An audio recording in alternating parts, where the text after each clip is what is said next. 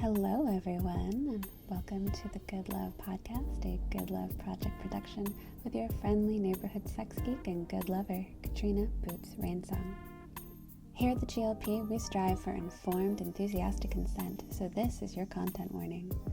The Good Love Podcast is a sex and relationship education podcast directed to adult listeners.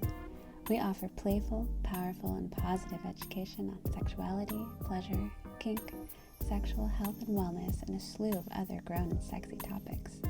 If you find any of these topics objectionable, you're welcome to skip an episode or even the whole show. If you're under 18, we recommend heading over to scarletine.com for all youth-focused sex ed needs. Now, if you're an enthusiastic yes, get comfy and enjoy the show. Hello, good lovers, and Happy New Year! It's a new year. It's a new season. We had promised that we're going to be better about being consistent this season because my word for 2025 is structure. And I have my beautiful, beautiful co-host and girlfriend, Miss Charlie Sharp, here with me. Hello, good lovers. I'm Charlie. And yes, we are doing our very best to start off the new year with some new structures, some new plan in place, and all the while marinating and being kind to our ADHD selves. Please. What's your word for 2025? What is my word? My word is luxury. Ooh. Baby girl needs a rest, and she's done trying so hard. Okay, she's tired. Yeah, it's rest, it's relaxation, it's the fruits of our labors. That's where I'm seated right now. I'm still thinking about it, though, because as we talked about, I don't really care about the new year. Mm-hmm. I'm like, cool, it's a new year, whatever. My birthday, though. Right. Our birthday. Our birthday. Good lovers, for those of you who don't know, we actually share a birthday. Yep. We have the exact same birthday. And so we're celebrating it together this year. Yay. Very exciting. And that is when I always tend to do my, new year, reflect on the old year. What was 31 like? What am I wanting for 32? And yeah, 32, she's having luxury. She's having everything she wants. Just no more sacrifice. Yes. Only prosper. Yes. That's what we're going for. I love that. And I love how fucking confident you sound in it. Thank you. Which is totally on track for today's episode, which is all about sexual confidence. Wow, look at that. On brand. Before we move on to how you can start building sexual confidence, I want to take a quick detour into our hot topics. Hot topics! This is the part of the show where we break down what's happening in the world of sex, relationships, and sexual health. Okay, let's talk about this headline-grabbing story from Reasons, Sex, and Tech. A company called GameToe has announced a groundbreaking advancement in IVF technology. They claim to have successfully matured eggs outside of the human body, resulting in the world's first live birth using their product, Fertility. This is wild. The process involves extracting immature eggs and maturing them in a lab using engineered ovarian support cells. And here's the kicker. It cuts the treatment cycle to just 3 days and reduces hormone injections by 80%. That's huge for anyone who's been through traditional IVF process. And the IVF process is intense. Right. Yeah, hormone injections can be physically and emotionally exhausting, not to mention expensive. I randomly follow this beautiful astronaut woman. I wish I could remember her name right now. She's on Instagram, and she's been sharing her IVF journey and like the ups and downs, the dailies of it, which is really, really interesting and vulnerable to see someone like literally showing how much she's going through with the experience. This innovation could make IVF more accessible and a lot less stressful because right now it's something that only like fairly well-off people can have. Yeah, and it is rough going through it. Beyond the practical benefits, I think it's worth exploring the deeper implications of this. Like, how might this shift the conversation around reproductive autonomy and family planning? Because often when we talk about reproductive rights, people are thinking about birth control and access to abortion. But reproductive rights is also about being able to choose when and with whom and how you have a baby or develop a family. Mm-hmm. There's, it covers the whole spectrum. Could it open up possibilities for people who couldn't previously pursue IVF, or even help address fertility preservation for those undergoing treatments like chemotherapy? Yeah. That makes a lot of sense. If you can improve and reduce the cost to people who, like, especially, that's a good example, people who are going through chemotherapy often don't have a lot of money to spare. Mm-hmm. That's a huge expense on its own. So then we get into, what about the ethics? Whenever we push the boundaries of a technology, we run into complex questions. For example, how do we ensure this innovation isn't limited to those who only can afford it, which it currently is?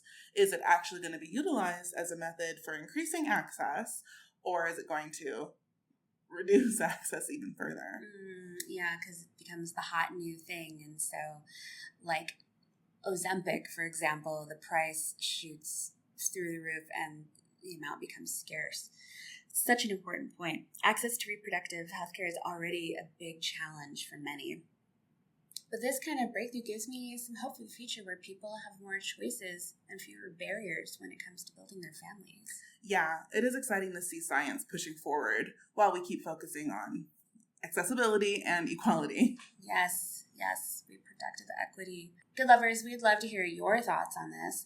How do you think this development could shape the future for reproductive health? Drop us a message or comment on one of our social media channels, because we want to hear from you. Yes. Let's dive in. What is sexual confidence?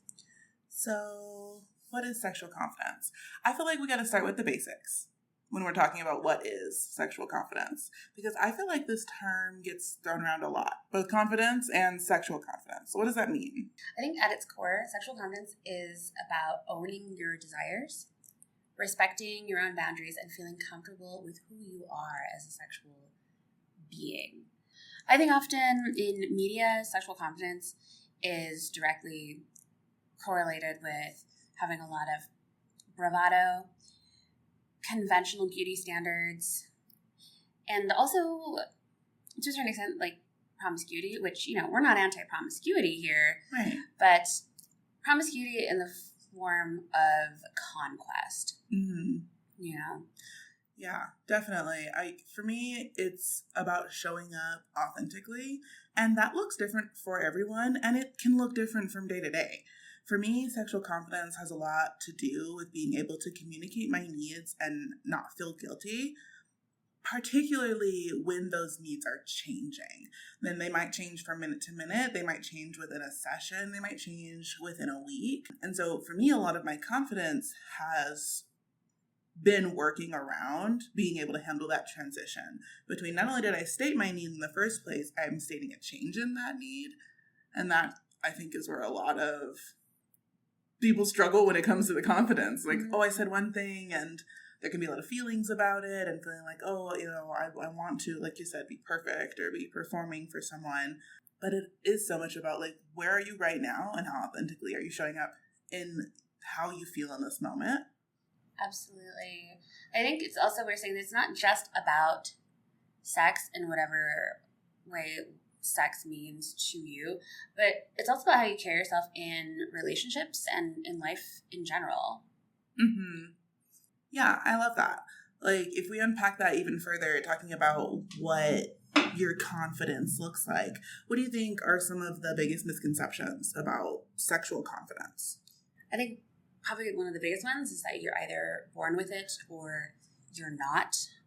That's like something that seems to be a break for a lot of people around a lot of things. This idea of, like, whether you are born with a certain kind of talent or just an affinity for something. For some reason, we have this idea that sex is something that you're just automatically supposed to know and be good at. And I think that's especially true for men in particular. But that's not really the case. It's not something that you're born with or not. It's like I like to say, we're all born hungry. We're not born knowing how to cook. Mm-hmm. And yeah, I love when you say that. Yeah. So it's something that you can build just like any other skill.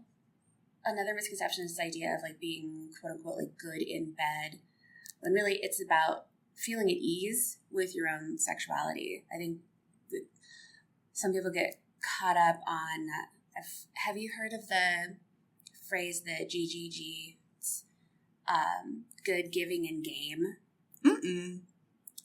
Good giving and game. Good giving and game. So this idea of, a really great partner is GGG. They're good, giving, and game. I see people listed on their FetLife or their different, dating profiles saying like, I'm GGG. And the idea is that, I'm good at sex. I'm skilled in the bedroom. I'm giving, so I'm all about your pleasure, and game, I'm kind of up for whatever. I'm up to trying new things. I'm open. And I think on the surface, great idea, Mm-hmm. but there can be some pitfalls there too. Like this idea that like, I dated this person and they were just so closed off to this, or they never wanted to join me in this particular activity, fetish, what have you. It kind of goes to the misconception of sex positivity, which they often is thought of as sex mandatory. Like you're supposed to be fucking all the time and talking about it all the time, and really not having a whole lot of boundaries, being like open. And I see that with the GGG thing as well. This idea that like, if you're open to whatever, if you're game, that's cool. That shows that you're, more enlightened or blah, blah, blah. And I think, it's a useful term, but it doesn't equate sexual confidence for everyone. Because you can have sexual confidence and be completely non-sexual. It leaves out people who are ace, people who are demi, or people who genuinely prefer monogamy. Yeah. Some of the sexiest people I've ever known are completely ace. not even remotely interested in having sex. But sexual confidence, I think, comes often from this place of just being so comfortable with even the concept, with the breadth of experience that sex can include. I know for me, like you were saying earlier, with the it's a skill. I know that you're either very good with it. And it's funny that you brought up the GGG, because I'm like, well, I would for sure use that to describe myself at times. I do think I'm good. I'd have built skills into a testament towards it. But I don't think that necessarily, like you said, equates to having a good, authentic showing of yourself. Right. Like, okay, you're game and you're giving, but are you going through the motions? Are you just like manually gonna try to put me through the same process because you're good, right? So are you just gonna try to do the same thing that you've always done? What makes you good? Right. In that way. Yes. And I've definitely met guys that can say that, and not even just guys, all kinds of people that can say, yes, I am all those things. And still have absolutely no confidence in themselves whatsoever, no matter how much you say, baby, you're wonderful, you're amazing, I love this, I love, your body or this body part or the way that you do XYZ. They can be like the best XYZ you've ever had and still have absolutely no confidence, even negative confidence. Yeah. Yeah, going into that like negative confidence aspect. To say that, okay, you're good and you're giving in your game, for example, but if you don't believe it, right. It is really hard for your partner to even be present with you in that experience. Yeah. Like, okay, you're not confident just because you're game, just because you're sexual. Mm-hmm. Sexual confidence they're very different. Yeah. Exactly. Yeah. Yeah. It comes down to, sexual confidence is not about your availability. Mm-hmm. It's just about how you show up, whether you're showing up for one person or lots of people, or maybe just showing up with yourself. Yeah. Having that confidence in your own personal self-sexuality, I think, is vital. I think everyone should endeavor to explore their own self-sensuality the most, because that's the main way you're going to know if you're having good, confident sex. Does it align with any of the experiences you've ever been able to be present within yourself? Absolutely. And you also know what feels good to you, which I know sounds rudimentary, but there are so many people who enter in sex or have sex with people and they're like, yeah, I have sex all the time. And it's like, okay, but were you also connected to your pleasure while you were having sex all the time? And no shade to having sex all the time. That's not the point. It's, are you actually connecting to your pleasure, or are you just mechanically having sex? Mm-hmm. Are you performing sex? Yeah. And then are you also, being a spectator to yourself? You know, we hear about particularly like cis women like not wanting to be in certain sexual positions because of the way their body might show, or sucking their tummy in while they're fucking, or, you know, what have you, wanting to keep the lights on because of that lack of confidence. But yeah, I think, you know, going back to the self-sexual and like self-love practice, cultivation is the word that I feel into that, is like cultivating that inner sexual confidence, cultivating your connection to pleasure. And I mean cultivation in a very like traditional Taoist kind of way, where you're really paying attention, being present with your pleasure, as you said, being connected to it. It's part of mindfulness. Mm-hmm. Yeah, definitely. And it's not to say that every time you have sex, it needs to be this deep, transformative, you know, tantric experience. Lord knows not all of mine are that ever. Right. But it is a telling point, I think, if after you've had sex, do you feel better? Do you feel confident? Do you feel stronger in your sense of self? Do you feel that you were supported, that you supported yourself throughout that experience with your voice, with your nonverbal and verbal communication? Do you feel good? Do you feel good about that experience? And that's what the sexual confidence is for. That's what that cultivation is for. It's so that when you enter and exit through these experiences, you are filling up. You're filling up. You're filling up rather than feeling depleted. And if you're receiving a no, I think sexual confidence is also incredibly important for receiving rejection or correction, because you're able to hear that no and not take it personally. You know, not have it build into a like, oh no, I'm not good enough, blah, blah, blah. Just being able to say like, okay, yeah, thank you for taking care of yourself. Moving on. Thank you for taking care of yourself. Yes. And that's a statement you've heard us say a lot.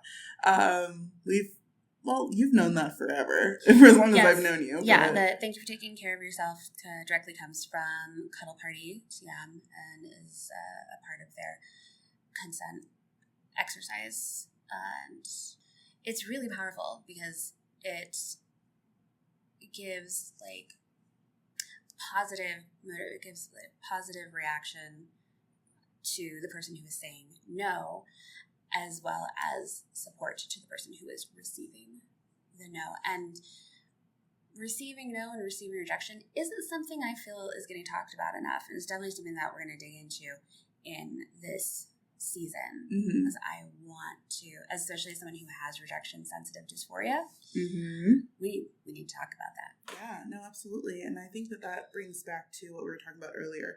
Confidence allows you to be present with those no's, and allows you to not take it personally. It allows you to separate the experience of the partner from your own internal experience, because you are holding in confidence and trust in yourself your own internal experience. That's how you're present. Because instead of taking, rejection sensitivity, taking rejection sensitively, and seeing it as a personal failing or ultimately critical, you can have the opportunity and have enough distance from your own personal experience to be compassionate. That's another thing that your own sexual confidence gives you. It allows you to be a present partner. So beyond the benefits to yourself, you are giving massive benefits to anyone who has the pleasure of joining with you. That confidence is compassionate because you're also just holding space for both of you to have your experience. It creates that container. That container is made of confidence. It's made of trust. It's made of courage. Yes. Yes, courage. I love that. I think it's Kathy Vartuli actually has of a Intimacy Dojo has a sticker that says courage is the price of connection. And I just love that. I may be slightly paraphrasing. I'm pretty sure that's the exact words. I'm pretty sure that's the exact Thank you, words. Kathy. It's so good. I love it. Shout out to Kathy Vartuli. We fucking love her. Yes.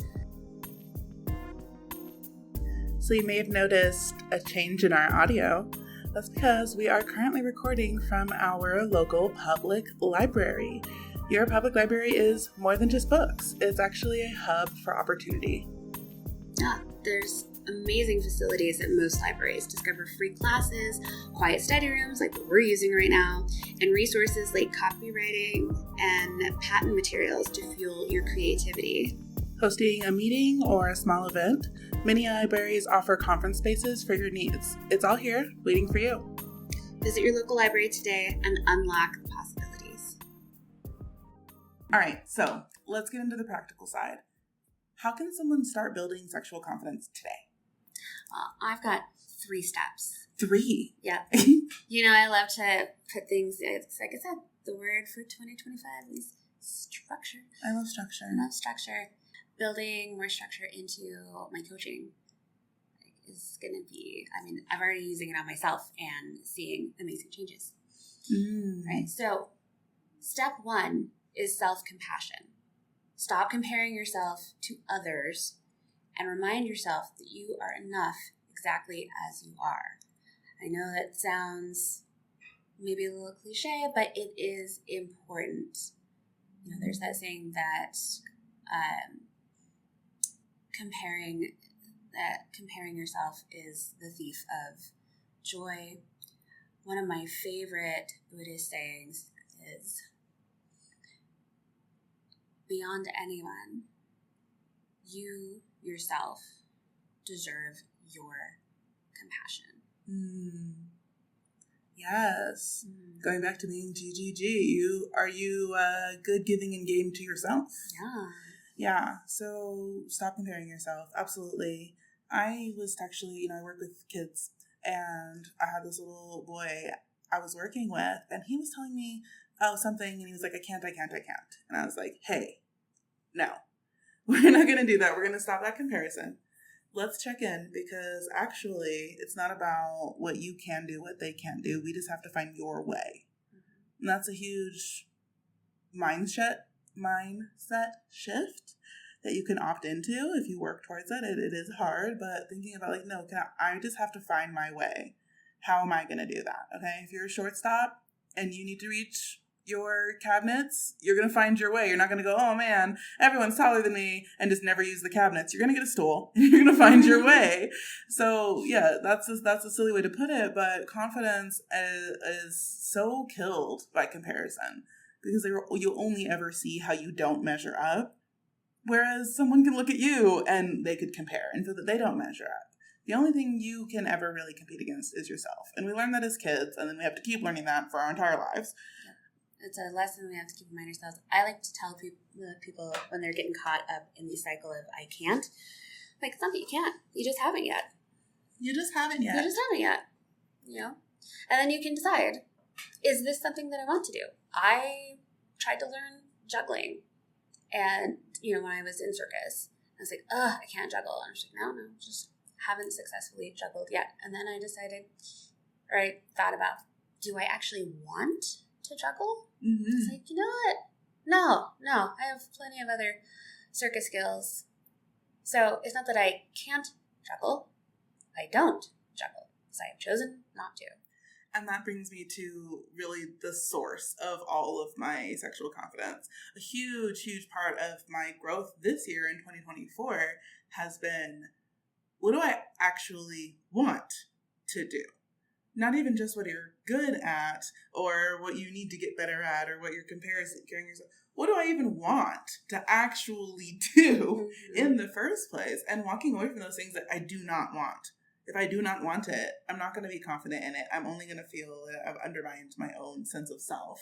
And so that erodes the confidence, because that's where you're trying to fill that gap of comparison with doing things you don't want to do. Mm-hmm. Well, I don't want this, but the people who have what I want do this. Mm-hmm. No, we just got to find your way. That's not how it goes. I think we get caught up in that often with sex acts in particular. Mm-hmm. You know, I always get that question, like, how do I make my girlfriend, wife, whatever, squirt? And when people come to me with those questions, my first question back to them is, why do you want her to squirt? Does she want to squirt? Like, let's back it up here. Yes, it looks really cool. It's exciting. Woo! It's messy and fun. But why? The why is where the juice is. Mm-hmm. And the why is often where you're going to find your way. Yes, the why is where you're going to find your way. Absolutely. So what's step 2? Step 2 is communication. I know, again, what another cliche, but it's cliche because it's true. It is. Communication is key to pretty much everything. Most movies would be 10 minutes long if people just fucking communicated. So many. The other movies I've been like, if y'all would just got in the same room and talk to each other, there would be none. There'd be none movie. Yeah, right? Like, if you had just stayed in the room and asked what was going on instead of dramatically running down the hall. Based on what you thought you saw? Yes, right. Exactly. So, communication. Start small. Maybe express a preference in a non-sexual situation, like picking a restaurant or a movie. It builds the muscles for bigger conversations. This is so important. This is so important. Because, if you're not doing it in your everyday life, you're not going to do it when you're feeling naked and vulnerable. Mm-hmm. It's not going to, so it's practicing. It's practicing being more confident, making decisions, and really feeling into your decisions. Feeling the satisfaction you get when you make your decisions. That's the experience. That's what builds that confidence. Yeah. And even if your decisions don't come to fruition the way that you want them to, like we're constantly joking about that line from The Ghost in the Darkness, like, did it work? No, it did not work. It was still a good idea. It was still a good idea. Yeah. And even when things, go right, I always go to this Thai restaurant. I'm going to try this other one. Oh, God, the red curry is disgusting here. Okay, well, we've learned something. We've learned that they don't know how to make red curry. We're going to stick with our usual. Mm-hmm. That was a very specific example because we went through that. We did go through that. It was so bad. We regretted it. I also want to add on to this one with the starting small and connecting that to our point of the rejection sensitivity. One of the things that is tough about communication, and I experienced this myself, was I would get myself so riled up and like, okay, we're going to communicate. I'm going to say this thing. I'm going to do it. Here I can do it. I got this. Like trying to really build that external confidence to let it sink in. And then I would go and I'd make my attempt. And because the confidence is so fragile around what I'm trying to do, if that person gave anything that resembled the smallest amount of pushback, it totally set me back. And it became really challenging to gain progress in that small step area. Mm-hmm. And so something I developed that, or maybe someone told me, I don't know, is to prepare yourself for 3 attempts at communicating. So plan that you're going to go into these small steps, whatever it is, that you might have to repeat yourself 3 ways, 3 times. that might not be necessary. You might not need all of them. You might get it on the first try. But if you set yourself up to be like, okay, that person's not telling me no, it gives you room to see what they're saying back to you as maybe a yes and, or maybe it's a conversation that you just have to work out a little bit more. But if you were like me and you were running up to the conversation with like, okay, here we go, I got it. Nah, no, you said anything other than exactly yes. Now I'm terrified and I run away. So I have to rethink my whole strategy. Right. So yeah, if you can try to give yourself enough space to be present with the potential of rejection up to 3 times and see if that helps you get those small steps past. You're not running 1 step forward, 3 steps back like I was for a while. All right. What's step 3? Step 3 is probably my favorite because it's about getting curious. Are you serious? Serious. I love the word curious. So get curious, read, explore, reflect on what brings you pleasure. We kind of coming back to that a little, some of the stuff we talked about earlier in the episode with being present with your pleasure, noticing. It's about knowing yourself better without judgment. Yes. Seeing noticing, I like this. Or even sometimes being like, I don't know if I'm going to like that. Let me watch a video about it, read a book about it, try to maybe explore. Like, oh, no, yeah, apparently I don't like having my toes sucked. It's fine. We gave it a shot.